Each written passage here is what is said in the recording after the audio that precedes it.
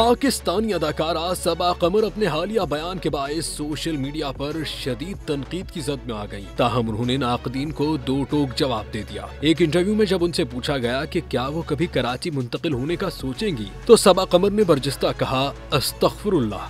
इस जुमले पर कराची के शहरियों और मद्दाहों ने नाराजगी का इजहार किया और कहा कि वो इसी शहर में काम करती हैं, फिर इसके खिलाफ बातें क्यों कर रही हैं। बढ़ती हुई तनकीद के बाद सबा कमर ने इंस्टाग्राम पर रद्दअमल देते हुए वजाहत दी कि मेरे भी एहसासात और राय हैं। हैरान कुन है ना, मगर इन शह सुर्खियों के अलावा मेरे पास करने के लिए बहुत सा काम है। दूसरी जानिब अदाकारा इफ़्फ़त उमर ने भी उनकी हिमायत में कहा कि किसी को जबरदस्ती किसी शहर से मोहब्बत पर मजबूर नहीं किया जा सकता। कराची वाकई गंदा है। इस बयान के बाद सोशल मीडिया पर बहस मजीद तेज हो गई। कुछ अफराद सबा कमर की राय को जाती पसंद करार दे रहे हैं, जबकि दीगर इसे कराची मुखालिफ रवैया समझकर तनकीद कर रही हैं।